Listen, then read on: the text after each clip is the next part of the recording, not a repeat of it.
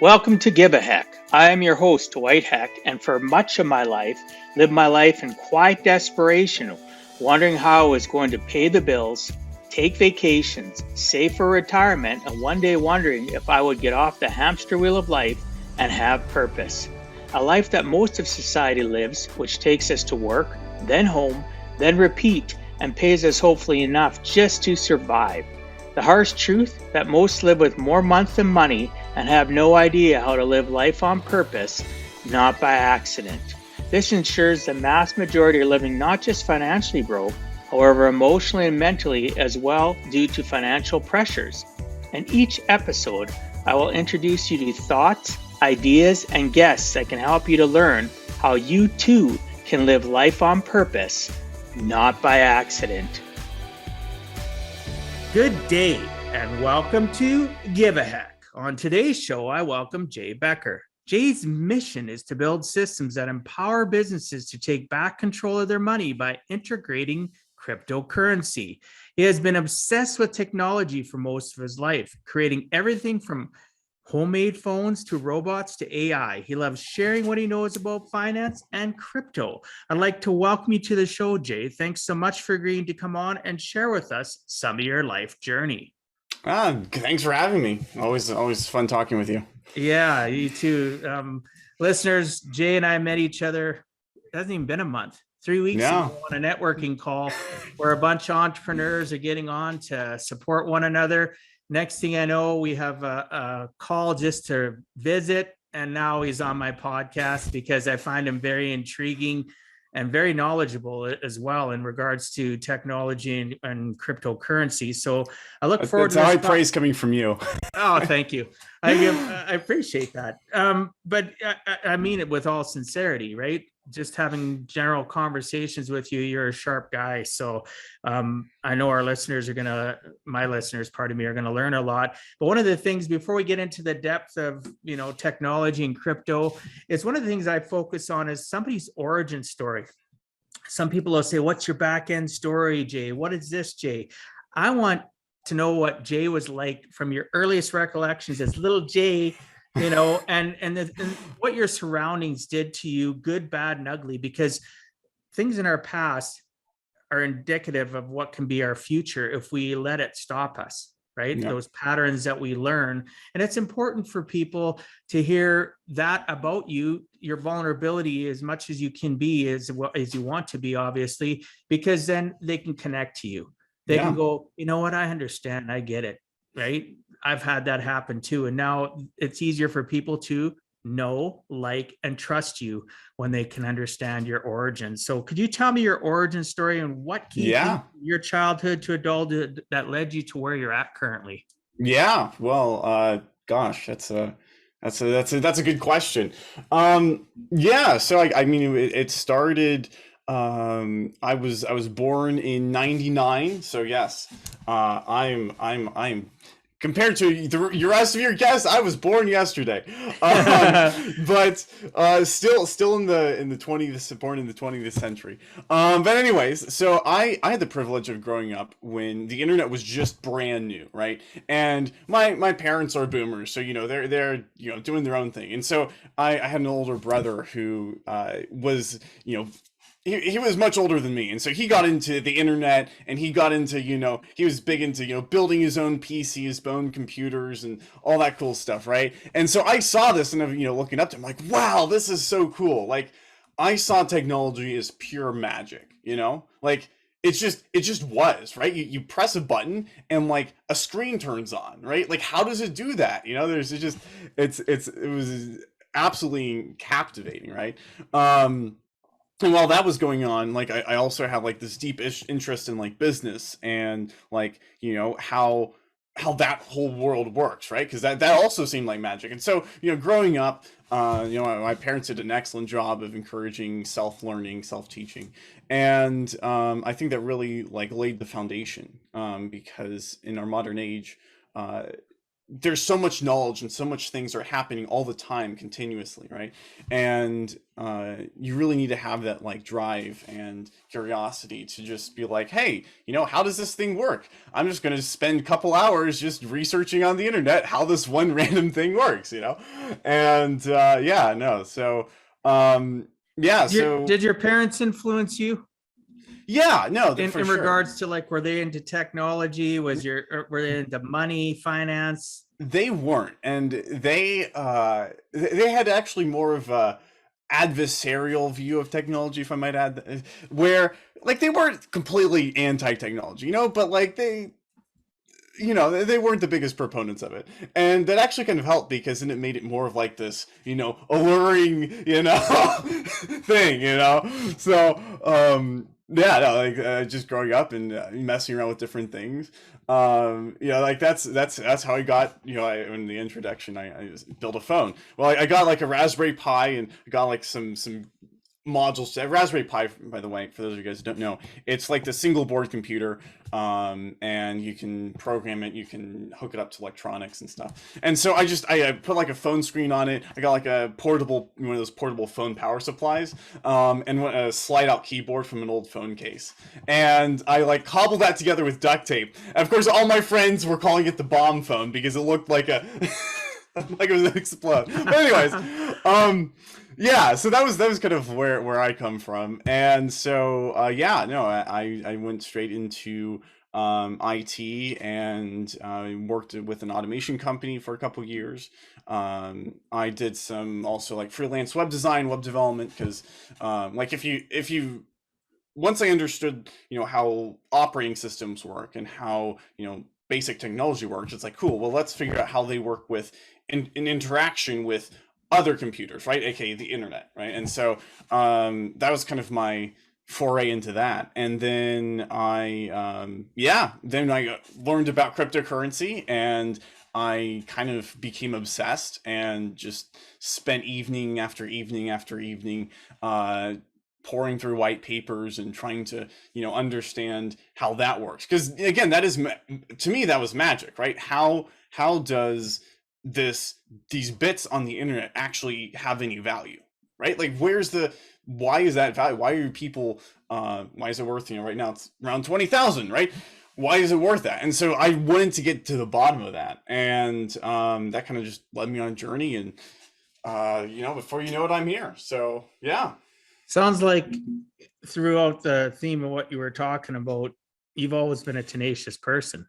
You've been an You could say inquisitive that. person, right? Yeah, you've been because I'm the same way. You know, though you're way younger than I am, there's so much we have in common, because at your age, I was like, when you started doing that and you built that mock-up phone and stuff, I was piddling around and doing stuff all the time, taking it apart, wanting to know how it was working, getting in shit from my parents for doing that.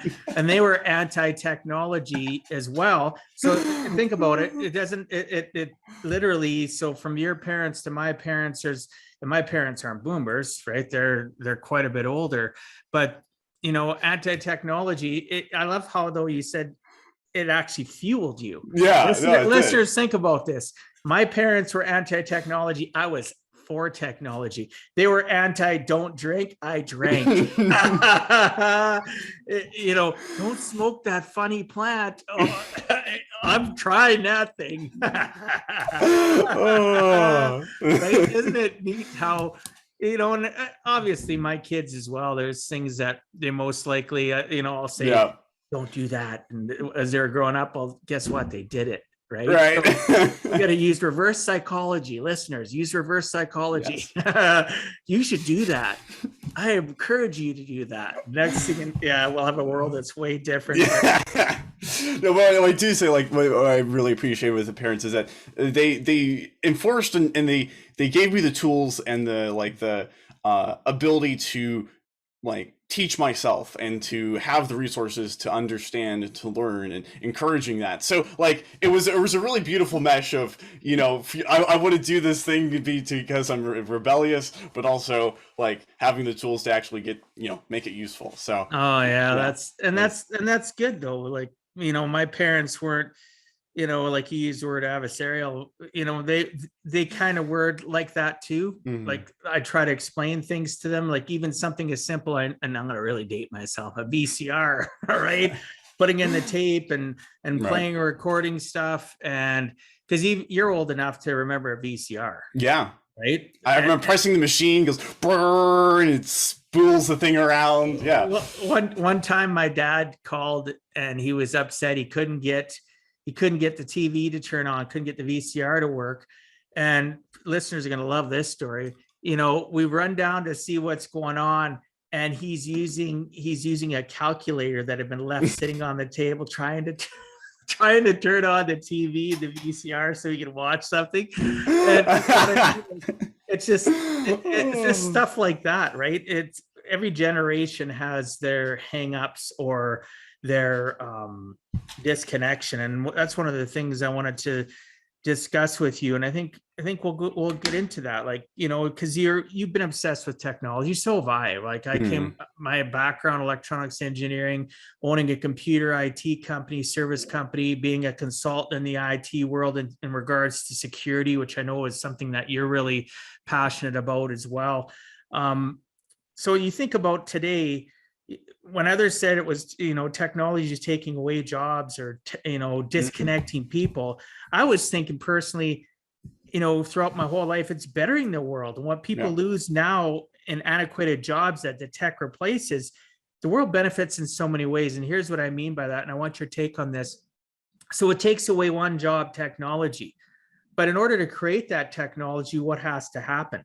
There's development, there's manufacturing, there's servicing, there's sales. So for every one job it takes away, I see technology creating so much more in regards to employing people or creating businesses and having, all these, one core business might sell that product, but all the spider web of people that need to support that, and then the spider web of people that need to support them. So I think technology is great. So yourself, we talked a little bit about it, but where do you see that fitting into the world? Technology lost, jobs lost and technology replacing it. Like, what's your take on that? I mean, I'm completely agree with you. I think a great a story I heard that illustrates this is accounting, because what used to employ the most of accountants was updating these paper like sheets of numbers that they had to constantly be updating. It was incredibly menial. And then with the advent of Excel spreadsheets, or just spreadsheets in general on computers, that completely eliminated all those jobs. But if you look at the stats, there are more people today employed as actual accountants doing, I would say, a little bit more interesting work than there ever was when people manually, writing down numbers and updating, these massive sheets. And I think that's a great example of, I think what happens is that as technology progresses, I think it changes the type of jobs that are available, and I think it's for the best, for sure. Well, you look at, and this is going to be an older example, but you look at the fact at one point in time, companies had data entry. So they had specialized people doing data entry because it wasn't that pretty and easy to do.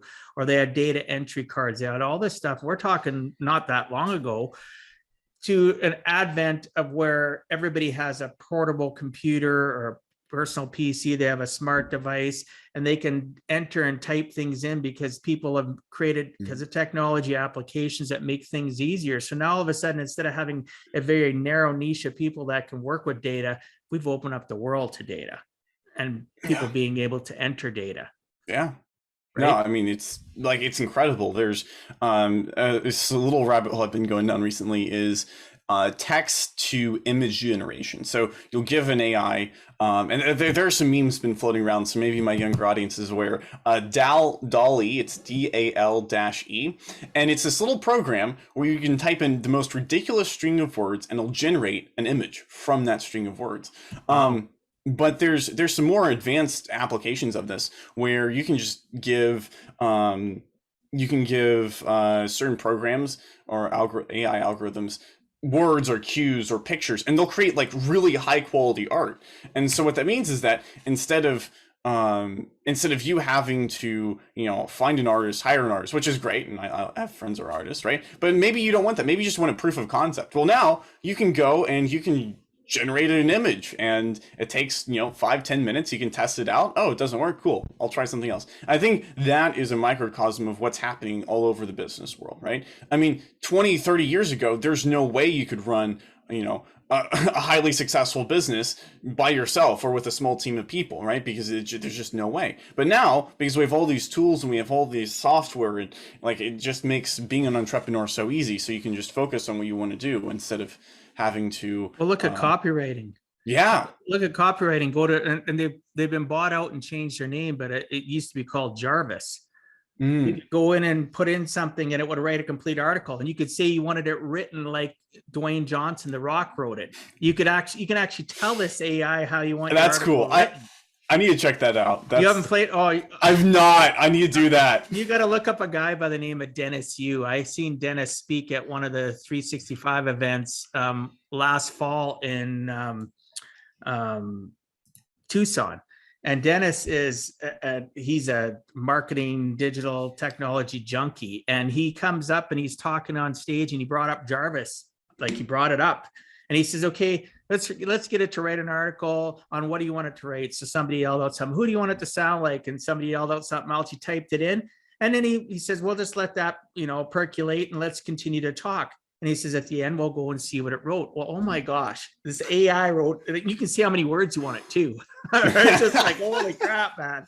Like, the advent of technology, some people that understand that, or that are copywriters that write copyright, don't like it. But that is because it's not really you, it's blah, blah, blah, blah, blah. Well, you know what?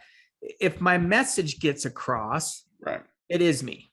Yeah. Whether or not I wrote it or you wrote it and you typed it on your computer using Word or whatever the case may be, I think technology like that is fascinating. But they just got bought out in the last, I'd say, 6 months. It used to be called Jarvis. So you could probably still type in Jarvis, listeners, or yourself, Jay, and find it, but check it out. So what was that program called before we go on? DALL-E? It's called DALL-E, DALL-E. It sounds like what Jarvis was doing, but just with images. Okay, DAL/I or DALL-E. -E. Okay, yeah. I'm gonna look that up myself. I think that is cool. I love technology. Yeah, it's been popular in the meme world because you can just have hilarious combinations of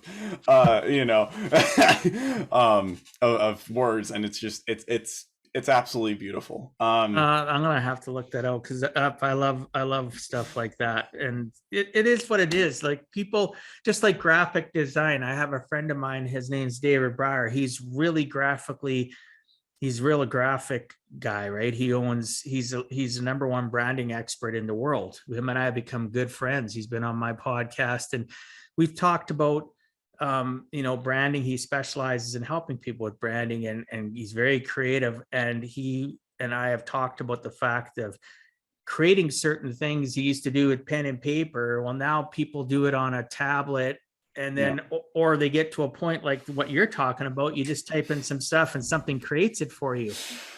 That all it does is free up time for you to go do other things. Instead of getting held back, listeners, about the fact that we're evolving and changing as a world due to technology, just embrace it and think, how can it help me level up and grow? How can I change in my life? How can it better my life? Instead of thinking, oh, I'm losing this and losing that. Quit living in the past and live in the future, right? Live not necessarily in the future, but live with the fact that the future is evolving and that you can gain from it for your life, right?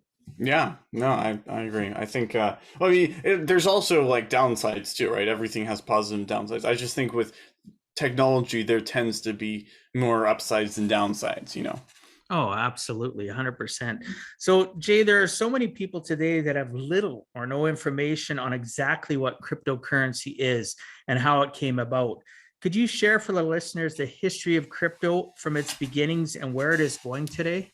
Sure. Yeah. It first started all the way back in Sumerian clay tablets, and most people don't know this. They think it was a modern invention. And to be fair, a lot of it is. But actually how we evolved language was through a fundamental technology that we use in cryptocurrency called blockchain. And what the blockchain is, it's a ledger. And I mean, that's a technical conversation for another time. But essentially, what the Sumerians would do is they would have an entire public record of grain, of taxes for the king. And so who sent how much grain, who sent how many herds of sheep, and they made them on these giant clay tablets that everyone that would be stored in the king's archive. And it's from these clay tablets that we've actually created language from. Not language, but the written language. So that's how it started. And anyways, over thousands of years, we've kind of developed different monetary systems. We've started with some civilizations experimented with giant stones that they roll up, which I find hilarious. Like, imagine going to buying groceries with a giant stone. Yeah. Other cultures experiment with seashells, using seashells to trade. But for most of humanity's history, we've settled on gold for certain reasons. And then banks got smart and they were like, hey, let's put, what if instead of people having to carry around gold coins, which is heavy, people can get stolen, we'll keep them in our bank vaults and we'll give you a little certificate of deposit so that you can go around and you can go to somebody else's store and we're good for the gold, right? And so the system developed, and then we got into and then banks realized that they didn't have to actually have all the gold, because there wasn't going to be any scenario in which everyone wanted their gold out, so they could start lending out, and that created fractional reserve banking. And then we get into the modern age where governments kind of took over the position of the banks in issuing currency. And due to World War II and Nixon not wanting, I think it was Nixon. Yeah, 1971. That was, I think, around Nixon's time. I don't know. You're not an American. No. You didn't do it. You didn't have to take American history. No, anyways, he essentially eliminated us from the gold standard, so we didn't have to redeem U.S. dollars for gold. And when that happened, it essentially meant that there was nothing to keep the supply from increasing infinitely, right? And due to this and other factors, again, this is like a crash course. I'm not going to bore you with the full explanation, but yeah, so this meant that there was no fundamental constraints on how large the monetary supply could be, which caused, I mean, I would say it's a form of stealing, because essentially instead of taking $10 away from you, what it's doing is it's just making your $100 worth $10 less by simply increasing the supply. But anyways, so a smart man after the 2008 crash had a brilliant idea of using a combination of different ideas, right? This idea of money, of currency, of something that needs to be hard limited and something that is out of the control of any one person, right? Because if you had the ability to make an infinite amount of money, right, you'd first start by being like, well, okay, I'm only gonna, my grandparents are dying, I'm gonna pay for a life-saving surgery or something, right? And then you're like, well, I want a car, so I'll make some extra money to stimulate the economy, right? And then pretty soon you're buying giant mansions, right? Well, that's kind of what the government does or anybody who does over a long enough period of time when they have access to, practically infinite money. And so we know him as Satoshi. He had this idea of creating a limited supply, and to take the same technology that was the Sumerians kind of developed of having a public open ledger, and then combine that with cryptography. And that's where the crypto part in cryptocurrency comes, is because as not to get into too much of the details of it, but as computers solve these complex problems, and that's how they add the transaction history to the open ledger, which is where anyone can view it. You can view it right now. And so that's kind of the background of how we got cryptocurrency. And then the creator, Satoshi, just disappeared.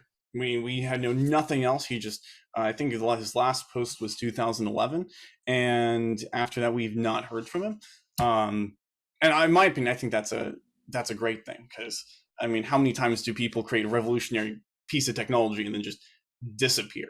Um, They're usually and glory hounds. Somebody yeah, creates something that's revolutionary, they're standing on a soapbox and look at me, look how yeah, great I am. yeah.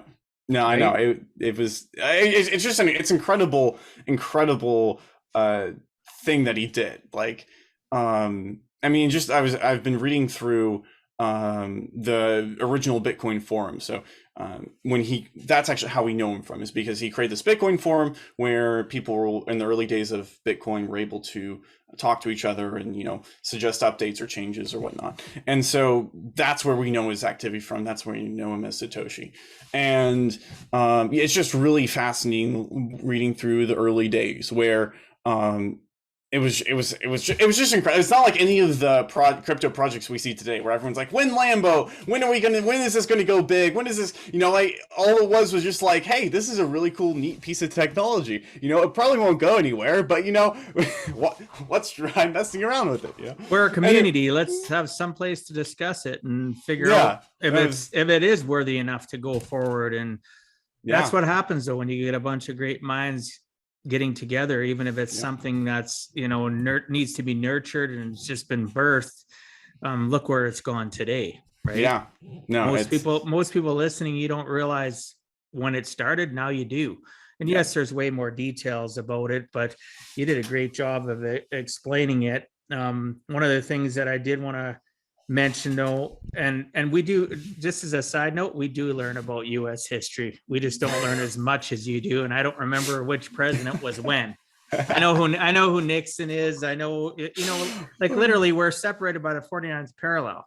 We're brothers and sisters. Like, let's be real. We should be just considered North America.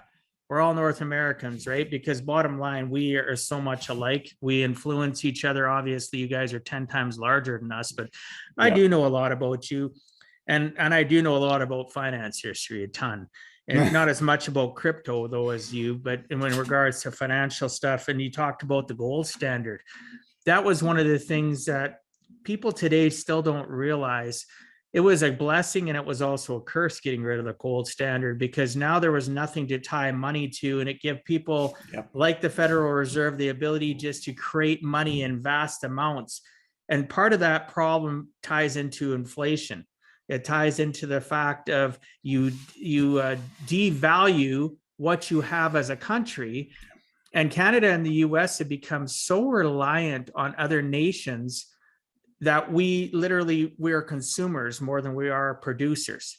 And that needs to change, right? And in regards to technology and stuff. And, you know, you and I touched on that, why companies like GM and Ford and all these companies need to bring back manufacturing to our own countries, to take care of our own people, to give them jobs, to give the ability to people to create companies, to better our own societies, and quit giving it away, right? Quit giving it away and quit doing what you're talking about. I like the fact that you mentioned a hard ceiling, right? Can you go into that a little bit more in detail so that people can understand why crypto has a hard ceiling versus being able to have a free for all like they do now and just print money like there's no tomorrow? I'll clarify a little bit. When I say crypto, I mean Bitcoin. There are other currencies, and that's a conversation for another time. But right now, Bitcoin. Okay, that's fine. It's focused on Bitcoin. Yes.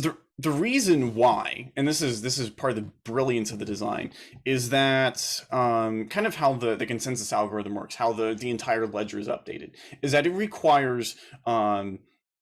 require more than half of everyone on the network, everyone that's contributing to this network, which is like, you know, thousands of machines. I don't know how the exact numbers, but it's pretty high.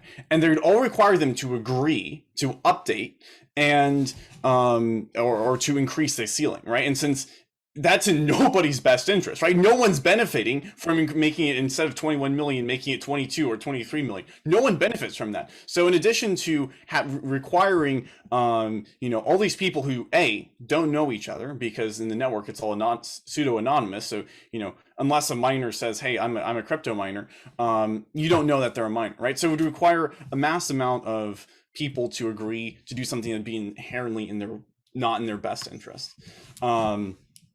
And I think that is a brilliant system because I mean, think about, like, even gold, right? With gold, you'd have mines that would, you'd have gold deposits that be found and be mined up, so you'd have, bounces in the amount, in the overall supply, right? Oh yeah, supply and demand obviously Right. changes pricing on anything. So Exactly. And that's why, even though Bitcoin's down, I mean, I'm still optimistic about it, because fundamentally, there's only 21 million Bitcoins ever going to be in existence, and that's not enough for every single millionaire to own one. So, you know, yeah. oh So no, it's yeah. only 20,000. When it So started, it was like 0.1% how does Bitcoin work though? So like, like you see all these people advertising, and I just want the listeners to yeah. understand. So if I had $5,000, I'm not going to be able to get one Bitcoin, but they fractionalize and sell off that No, one Bitcoin to not numerous people. Is that how it works? not quite. So it's Okay. thinking Can you more. explain that? Yes, yeah. So this is Please. another thing people get wrong. Or not wrong, they just misunderstand it. Yeah. And that is, think of splitting a Bitcoin kind of like chopping up a gold bar, right? So you might have 1 kilogram of gold, right? And, because, you don't want to buy coffee with 1 kilogram of gold, you just shave off a little bit of dust, right? And you buy your cappuccino. That's kind of what it's like. You can split a Bitcoin into up to 8 decimal places, so like 0.00008 or something like that, or 1, sorry. And so that means that you can, there might only be 21 million Bitcoins, but you can own a part of one. And that's not like a fractional ownership shares. That is, you actually physically own and control that one, fraction of part. a Bitcoin. Yeah. Okay. That makes sense. That's, that great explanation, because I've read about it and I kind of get it, but to explain it, that was great. Like shaving off a little bit of gold to go get a cappuccino. That's like, but that's the thing though. We got to be relatable, and you're relatable, and why I wanted you on the show. So listeners, if you decide you want to get into that realm, obviously that's how it, this is the basics, history of it, and why it is, something as an option for you. What I really want to get into though is Jay's mission is to build systems that empower businesses to take back control of their money by integrating the cryptocurrency, specifically right now, as you're talking about, AKA Bitcoin, which is the granddaddy of it all, as far as I know. So take us on the journey of why is it important on a local and world stage for businesses to integrate cryptocurrency as a form of, monetary being paid? Yeah. No, that was a great question. I mean, like, it really depends. I mean, there's so many reasons, right? It really depends on what makes most sense for your business, right? For example, the fact that because there's no borders in Bitcoin, right? All the world it's just an address in a giant ledger, right? So for moving money if I were to give you 1 Bitcoin, it doesn't matter where you're at. It doesn't matter if you're halfway across the world. It doesn't matter if you're on the moon, right? All that matters is that I just sent 1 Bitcoin from here to here, right? If you compare that to the current banking system, I mean, imagine trying to get payments from here to the middle of Brazil, or from here to someplace in the middle of Africa. Like, that's a much different story, and it's a lot more difficult, a lot more challenging. That's an obvious one. The other reason is depending on where you're at and how much trust you have in the current system, it provides secondary backup, right? So, for example, right now, if you want to do business online, you're going to have to have a payment processor, right? You're going to have a bank account, right? Digital bank account. And you're going to need some way, you have some way to spend that, right? Like a debit, credit card, whatever, right? Now, if you'll notice, the commonality between all 3 of those things is that you don't really have control of any of them, right? And we've seen this happen where people get kicked off of payment processors. People get kicked out of banks. There's a guy in cryptocurrency that sent a tweet, I think a month or so ago, like, "Hey, Chase just booted me off their services. I have no access now," right? And so the key in the systems that we set up is it's all self-hosted, right? And you're in IT and you're in tech, right? So instead of having instead of running the software on somebody else's machine, and someone else therefore has complete control over it, you can completely run a business off of hardware that you own, and therefore you have total control of your own money. And I think that is the true brilliance, in my humble opinion, of Bitcoin, is that instead of relying on third parties, which may or may not have your best interest at heart, you can just have that yourself, right? And of course, there's a lot of other really cool like features, I would say, on top of that, like for example, a lot of people are tending to save more of their money in Bitcoin. In fact, a lot of people are high income earners are also own digital assets, aka Bitcoin. So if you got like a high ticket offer and somebody might not have 5-10 grand sitting around in cash in their wallet, but they might have that in Bitcoin. And so there's just a lot of really awesome synergies. But I think at the core, it's this idea of really having control over your business. And looking at the economy now and some things I've been hearing coming down the pipes, that's not a bad thing to have. Is it difficult for a business to integrate or get involved with this? Obviously, they could reach out to you to Right. find out more, but can you talk Yeah. about the level of Yes, because that's something that people are going to be concerned about? Obviously, what's the cost for integration? Yeah.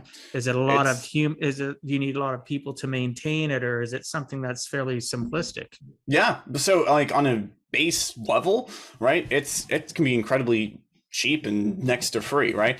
If you're looking for just something to get started, you can go to major exchanges like Coinbase, BitPay. I don't know if Gemini has a system going, but a lot of these exchanges, they have the ability to have merchant accounts where you can just be like, hey, here's my Bitcoin address, send your invoice there, right? Just like you would a normal invoice. Okay, straightforward. Yeah, typically they charge like a couple percent. Similar to a credit card company and how they process, right? Couple percent. Yeah. And it's, so that's the easiest way for people to typically get involved. That does have some significant downsides, and that is that, in my opinion, exchanges are a lot worse than banks as far as holding your money, because I have heard firsthand accounts of multiple people who get their wallets hacked, they're just cut off from accessing the exchanges, or entire exchanges will shut down, especially right now we're in a bear market. And so there have been multiple exchanges that just had to close their doors. And so that it's easy, but there's also some risk that you take on as part of that. As an addition to that, though, like you talk about exchanges, so people, if you're thinking, oh, they're closing down, think about 2008, how many banks had to close down that were suffering because of the mortgage fiasco and the economic uncertainty around the world in that bear market. There was banks that closed all over the world. The US had bank chains that were bought up, right? That were literally pennies on the dollar because they overextended themselves, they over leveraged themselves. They didn't have that, like you said, they're taking their money. You give them $1 and they're lending it out 10, 20 times. People don't realize it. It's not your money. It's not your money. A lot of it's going behind the scenes, and they're vulnerable just like anybody else. So don't think your banks are so secure. Yeah. What I wanted to interject. No, you're absolutely right. But yeah, so yeah, I mean, I obviously I'm not a fan of exchanges, but if you just want to get started, just start playing, it's a good option, right? Now if you were looking for something a little bit more secure, but a little bit more technically difficult, that'd be getting a wallet. And there's multiple programs, like Exodus is one that we recommend. It's pretty easy to install, get set up for beginners. And a wallet is just it's some program that runs on your computer, so you control it, you own it, and you can use that as similar to how you do it in an exchange, where you send out, hey, here's my wallet address, send it to this here. Issue can be is that it's a little bit difficult to track, and due to taxing requirements, you need to keep track of fair market value, and yeah, like it's not an easy, it requires a lot of like hands-on sort of I guess accounting, because what Yeah, there's just some problems with it.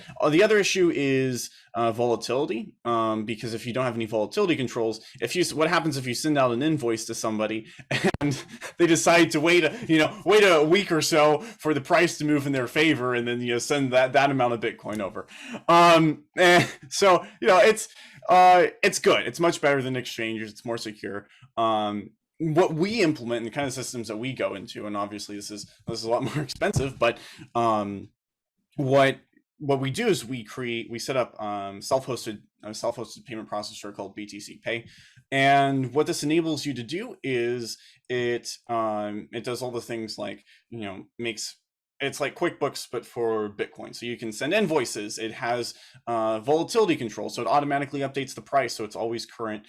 So if you have a $15,000 program, then it always says what's $15,000 worth of Bitcoin. There's also some nice automation, some privacy, because again, it's all in the open ledger, so everyone can see it. And if you're not careful, then that means that anyone who has your address can see exactly how much money you've made and where you've sent money from who and where. And so there's some privacy protections we put in place, and just security as well. And then there's also what we also deal with is paying expenses, right? Because at the end of the day, being able to take Bitcoin is cool, but if you can't ever actually do anything with it, then it's not too useful, right? So we also help with that, and whether there's some payroll applications we can integrate, so you can make payroll in Bitcoin, or there's just a lot of other niche customizations and automations we can create depending on what the system is. But that's kind of like the tiers, right? Like if you just want to get started, Go to exchange. Yeah. Go to wallet and then BTC. Well, this is fascinating actually to hear about all this stuff, because even myself, I have a general knowledge, but not a in-depth knowledge like yourself.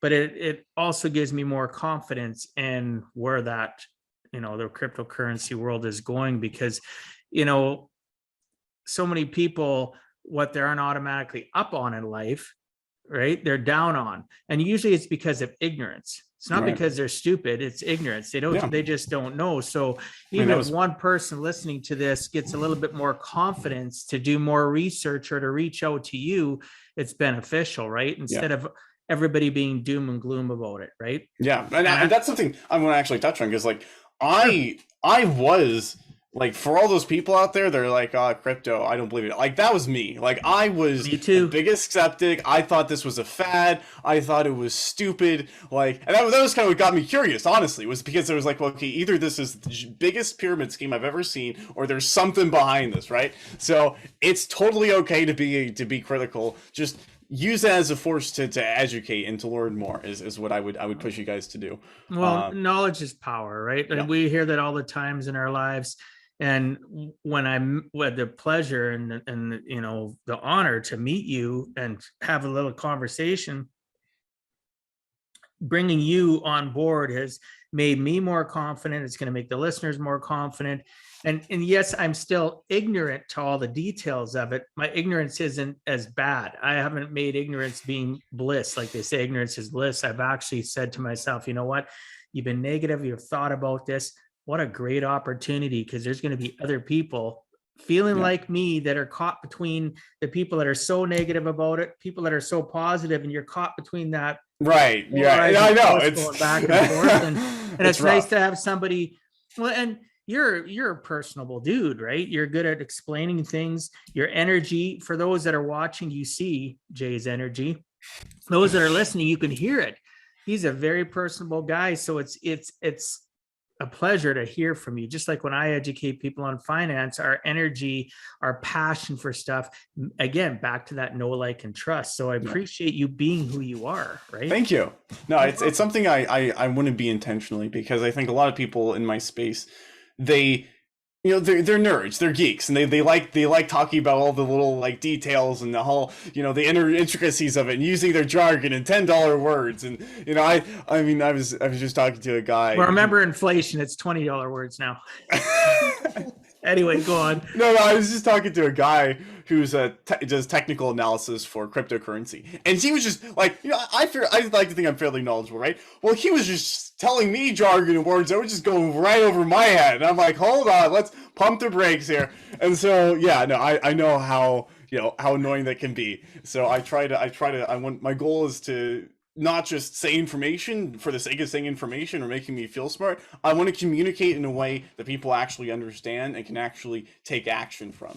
Because you're relatable, right? Yeah, you're relatable, and I appreciate that about you. So one of the things you and I had a conversation about last week, and I thought we should talk a little bit about this, is where we discussed the nature of digital currency and the fact that everything we have in life is digital, from the stock market to our bank accounts to crypto. If things go south and we lose our digital connection, aka most of it communicates on the internet, when in reality we're all in the same boat. Has this been a fear for the people you talk to quite often, like your clients or up and coming clients? Does that come up in conversation? And what's your answer to them? Like, how you try to quell that fear? I actually haven't had the experience with that, typically because people we work best with is those guys, business coaches and consultants who have high ticket offers, and so they're typically like more positive, like let's build on something awesome, right? I love that. That's where I thrive. But in the crypto space, I do get a lot of people who kind of are more of the, hey, what happens if things go south, right? And I think my my answer to that is I think, like, if the internet goes out, right, or if we lose electricity, there's going to be so many bigger problems that it doesn't matter if you use cryptocurrency or cash, right? Like, if you're starving, good luck eating a $10 bill, Yeah, exactly. Or eating that gold ingot. The gold. Well, here's the thing with gold, right? I love gold. Gold's awesome, right?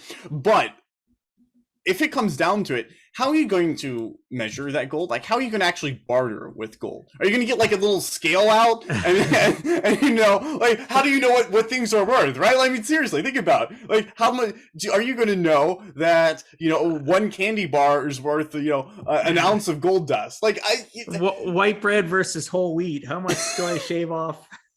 Right. Like, so I think in that scenario, I think I think that's also a good argument for Bitcoin, right? The fact that it will take power to be shut off or a restriction of internet for it to not be valuable. And even then, right? I think I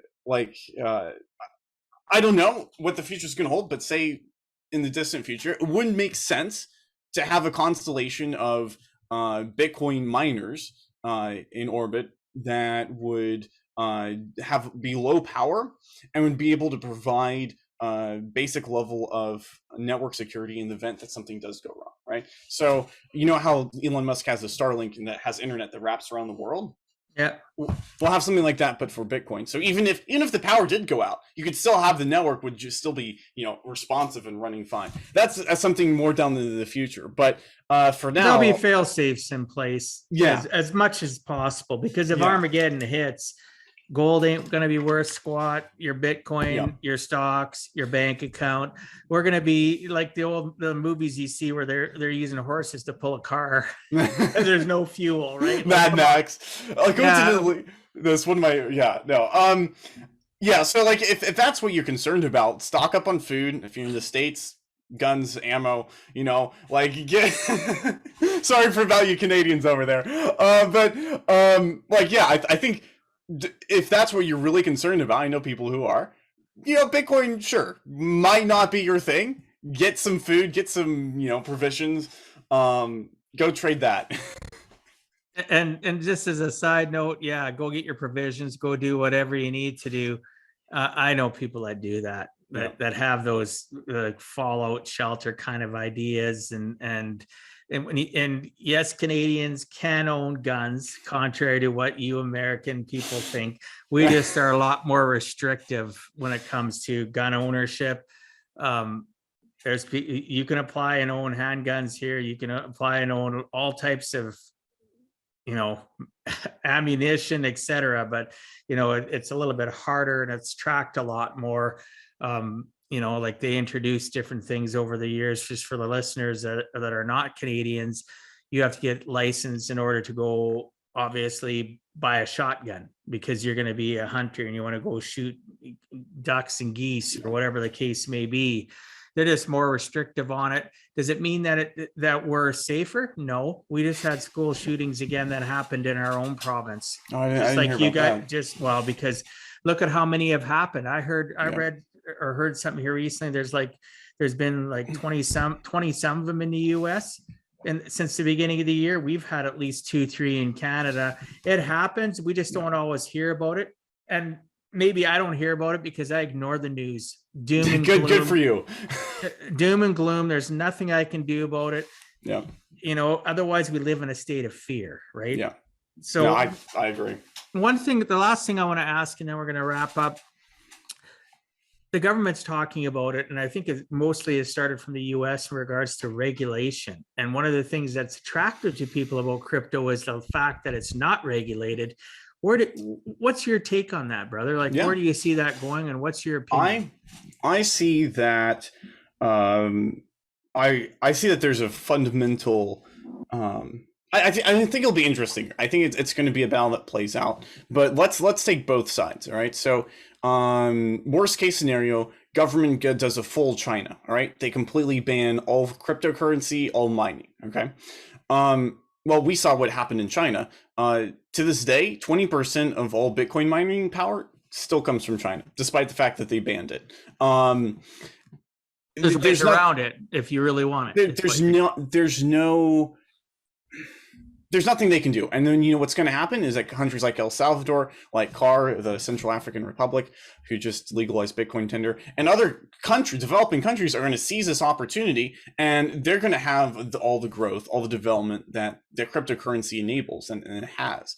You mean by implementing big data centers? Is that what you're talking about? These countries? No, by making just a friendly place to run exchanges, to run crypto businesses, right? Because like crypto is Bitcoin and other blockchains are like the fundamental thing, like TCP/IP for those of you internet people, right? And so you have a ton of companies that can build, like mine, right? Is a company that's built on top of this fundamental technology layer. And so if you make an environment that's not friendly for those other companies, then they're just going to go to a place that is.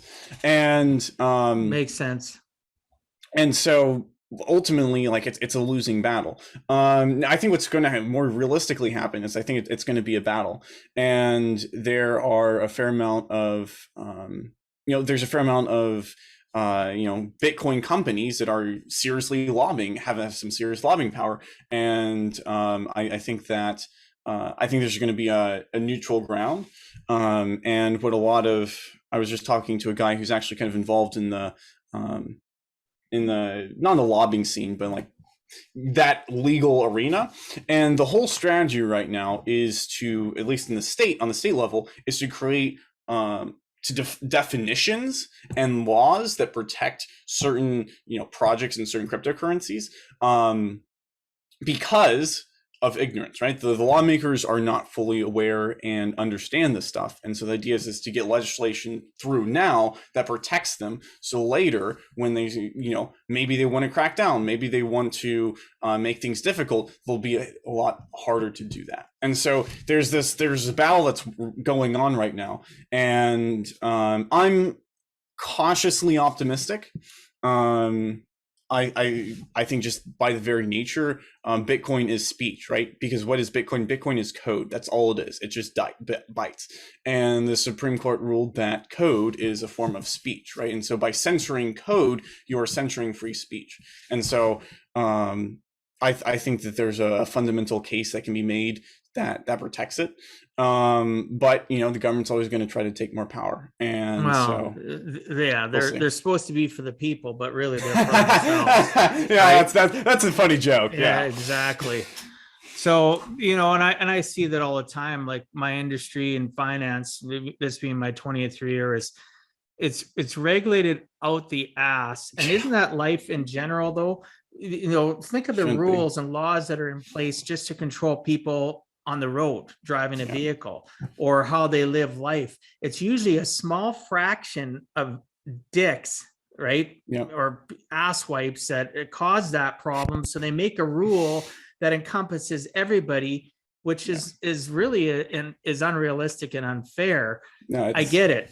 You infuriating. know, Yeah. so they try controlling everybody, and it's just But like, frustrating. So I'm of glad to hear you're of optimistic about it. of a free society, I mean, not to get into philosophy, but like a free society requires risk. There requires people. There will be stupid people. I firmly believe in people's rights to make stupid decisions. You know, whatever that may be. You know, if they want to drive without a seatbelt on and they get in an accident, and they die. You know, like that sucks. It's terrible. But like people, I just you shouldn't punish everyone just for and. Well, I agree 100%. Yeah. And I look at the fact of the rules and regulations in just life and how we're all controlled has caused us so much grief. It's caused entrepreneurship to be, in some places it should be, in some ways, pardon me, not places, it should be the number one de facto standard of Yeah. taking that risk.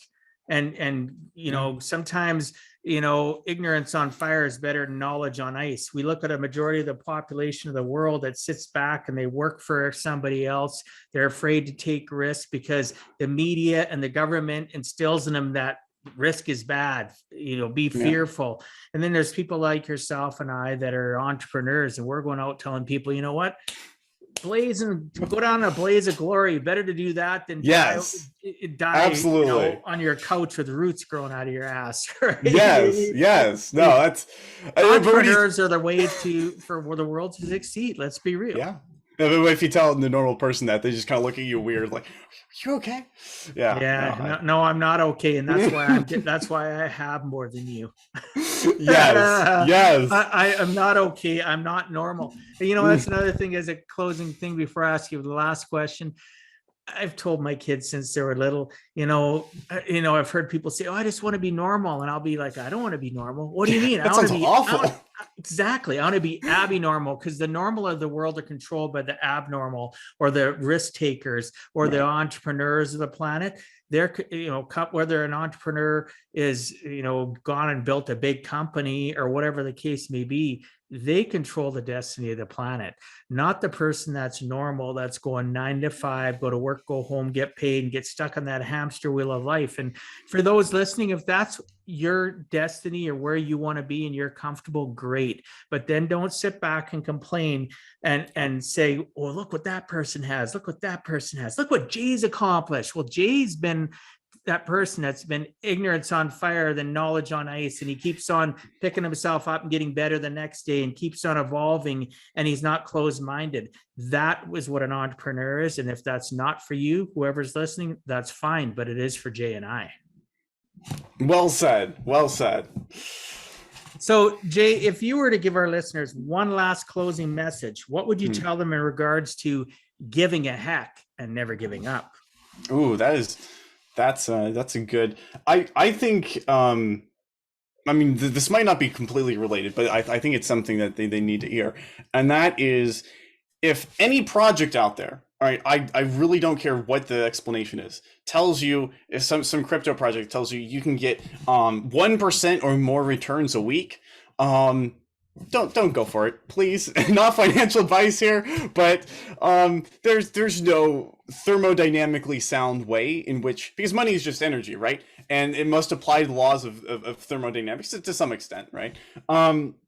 Yeah, I seen these pop up all over the place. I get pitched them all the time, and no, just be careful. I mean, it's clear I love cryptocurrency, right? But there are so many scams out there. There's so many people, and so just be very careful. And if you do see an opportunity, you think it's really amazing, you want to take it, just type in project followed by scam, and you'll probably get some good research on and swaying your opinion, because there's a lot of amazing projects out there that do deserve your time, that do deserve, and if you're interested in exploring that world, then go for it. But don't keep encouraging these people to take your hard-earned cash. So Yeah, that might not be giving a heck at that, but but it is giving a heck because it's just based on what you're familiar with. But in general in life, you know what? If somebody, honestly, if it's too good to be true, it probably is. Google, you know, whatever it is that somebody's saying. Oh, they can give you the blue check mark, for an example, on Instagram, or they can give you 10,000 followers overnight, or whatever the case may be. In life takes stages and effort, and if nothing's for free. And if somebody's saying it's for free or giving it to you easily, it's a scam. Even Bitcoin, right? It started out at like 0.01 cents, right? Now it's $20,000, right? It used to be 50, 60, right? But so you might think, wow, what an incredible opportunity. I've made, you know, if you invest in the beginning, you would have made like, I think millions of a percent. I can't do the math on the fly, but just an insane amount of money. You're like, wow, that's amazing. Here's the thing. It doesn't tell you all the times you had to hold it when it dropped by, you know, 50, 60, 70, 80%, you know, that's the key, is that you can have some good opportunities, but it's going to require sacrifice at the end of the day, whether that's just emotional sacrifice, whether that is, you know, watching your portfolio tank, as I have so many times. You just got to get used to it. So yeah, loved our conversation. I feel what you're saying. You know, portfolios, whether it's in stocks or it's in mutual funds, you know, it's a good, bad, and the ugly, right? You just gotta be in for the long term. Absolutely. And always be educated, always be on the climb to know more, and don't necessarily trust. Even my clients, I say, you know, don't trust everything I'm telling you. Here's information. Go put some effort in. Yes. Right.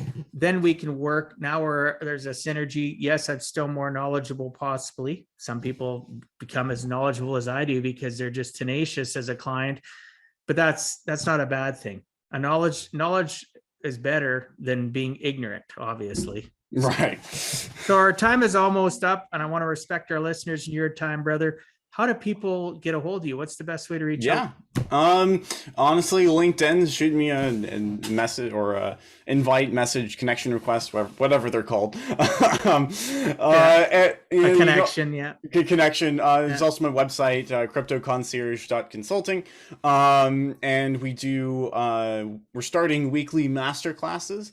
And that's just an opportunity for me to kind of explain how this stuff works, to kind of go in more detail than I did here. And yes, that if you want to, like, just curious about how cryptocurrency works and how crypto works in your business, that's a great place to get started. So yeah, that's awesome. What I got going on. Well, I'll make sure that's in the show notes, listeners. Giveaheck.com. Go into the podcast portal and you'll see Jay's smiling face, and you can look to see I'll make sure that the links are there for his LinkedIn, pardon me, not LinkedIn. See, I got crypto on the brain. LinkedIn, his crypto website.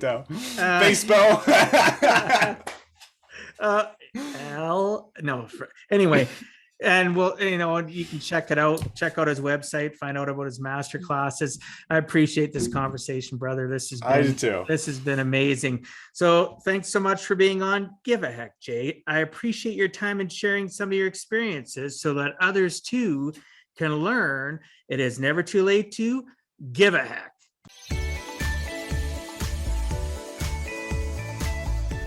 Thank you for taking time out of your day and listening to Give a Heck.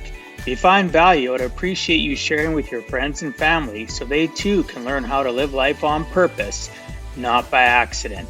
So you do not miss the next episode, please subscribe on your favorite podcast platform, and please also post a review. I look forward to reading your comments. This has been Dwight Heck. If you want to check out other podcast episodes or today's show notes, please check out my website, giveaheck.com. And until next time, together, let us all strive to give a heck.